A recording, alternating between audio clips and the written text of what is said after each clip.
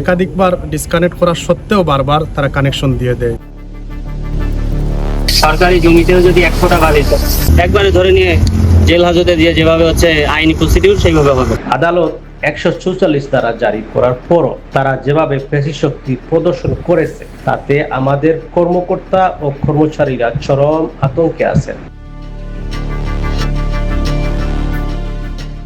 সিলেটের বিয়ানীবাজারে আদালতের 144 ধারা ও নিষেধাজ্ঞা অমান্য করে একটি ইটভাটার জায়গা জবরদখল করে রাখার অভিযোগ উঠেছে স্থানীয় প্রভাবশালী চক্রের বিরুদ্ধে। অভিযুক্তদের প্রাণনাশের হুমকির মুখে চরম আতঙ্ক ও নিরাপত্তাহীনতায় দিন কাটাচ্ছেন ইটভাটা কর্তৃপক্ষ ও সংশ্লিষ্ট শ্রমিকরা। আমরা এখানে কর্মকর্তা কর্মচারী যারা আছি তাদেরও অনেক সময় হুমকির সম্মুখীন হতে হয়, যেটা অনেক কষ্টসাধ্য।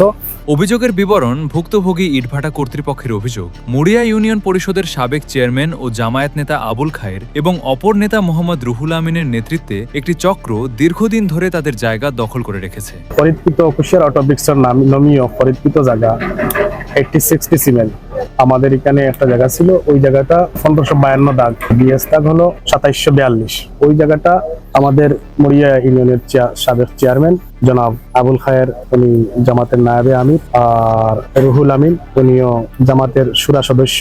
ওনারা আরো এদের অনেকজন আছেন যারা জায়গাটি দখল করে এখন পর্যন্ত আমাদেরকে বুঝিয়ে দেয় নাই।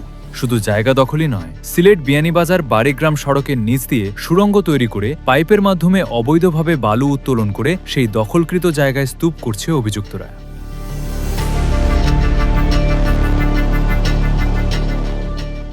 স্থানীয়রা জানিয়েছেন, গত 5 আগস্টের পর সেনাবাহিনী একবার অবৈধ পাইপলাইনটি বিচ্ছিন্ন করলেও অভিযুক্তরা পুনরায় পাইপ বসিয়ে বালু উত্তোলন শুরু করে। সম্প্রতি বিয়ানীবাজার উপজেলা নির্বাহী কর্মকর্তা ইউএনও অভিযান চালিয়ে পাইপ জব্দ করলেও তা আবারও স্থাপনের পায়তারা চলছে বলে অভিযোগ রয়েছে।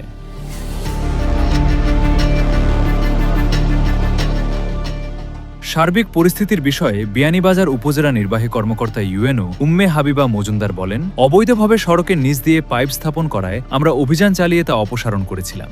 আবারও পুনরায় সংযোগ স্থাপনের অভিযোগ পেয়েছি। এ বিষয়ে আইনানুগ ব্যবস্থা গ্রহণ ও দখলদারদের তৎপরতা রোধে আমরা খুব দ্রুতই পুনরায় অভিযানে নামছি।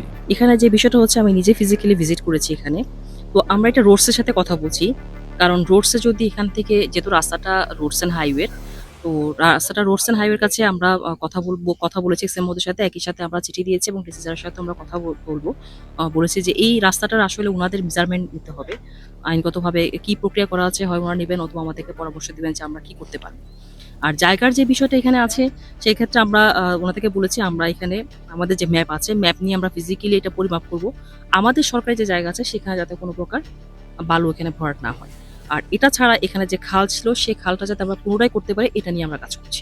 যথার্থই আছে, আমরা এখানে পুনরায় আবার অভিযান পরিচালনা করব এবং পরিচালনা করে আমরা সংযোগ বিচ্ছিন্ন করার চেষ্টা করব আমরা, যাতে এই কাজটা তাদের ফার্দার করতে না পারে।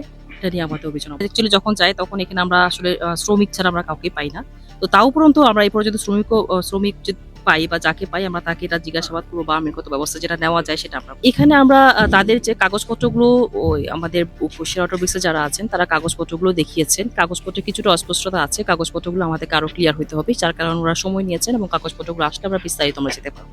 স্থানীয়দের দাবি, অভিযুক্তদের ক্ষমতার দাপট ও ক্রমাগত প্রাণনাশের হুমকির কারণে স্থানীয়দের মাঝে তীব্র অসন্তোষ ও ভীতি বিরাজ করছে। তান্তানোর কিছু খাকরদির একজন আছে, আরো আছে, এরা চাই যাচ্ছি আমরা লোকে মায়ের করতাম। আর আমরা মহিলা আছে, তারা বিভিন্ন সময় খারাপ ভাষা ব্যবহার করেন, অনুদান করে মারেন, কিন্তু বারোইলে সচেতন মহলের দাবি, আইনকে বৃদ্ধাঙ্গুলি দেখিয়ে যারা এমন জবরদখল ও অপরাধমূলক কর্মকাণ্ড চালাচ্ছে তাদের বিরুদ্ধে দ্রুত কঠোর আইনি ব্যবস্থা গ্রহণ করা হোক, অন্যথায় বড় কোনো অঘটন ঘটার আশঙ্কা করছেন ভুক্তভোগীরা। আমরা আইনের প্রতি শ্রদ্ধাশীল এবং সব নিয়ম মেনেই আমাদের ব্যবসায়িক কার্যক্রম পরিচালনা করছি, কিন্তু প্রভাবশালী মহলের এই জবরদখল ও ধারাবাহিক হুমকির কারণে আজ আমরা দিশেহারা। আদালত 144 ধারা জারি করার পরও তারা যেভাবে পেশিশক্তি প্রদর্শন করেছে তাতে আমাদের কর্মকর্তা ও কর্মচারীরা চরম আতঙ্কে আছেন। আমরা আমাদের বৈধ সম্পত্তি রক্ষা এবং জীবনের নিরাপত্তা চেয়ে প্রশাসনের কাছে বারবার ধরনা দিয়েছি, প্রশাসনের অভিযান আমাদের আশান্বিত করেছে, তবে অভিযুক্তদের এই অদ্যত্ব প্রমাণ করে তারা আইনের তোয়াক্কা করে না। আমরা আশা করি প্রশাসন কেবল পাইপ উচ্ছেদ নয়, বরং যারা আমাদের ফ্যাক্টরি খরিদকৃত জায়গা জবরদখল করে রেখেছেন তাদের বিরুদ্ধেও দৃষ্টান্তমূলক আইনি ব্যবস্থা গ্রহণ করবে।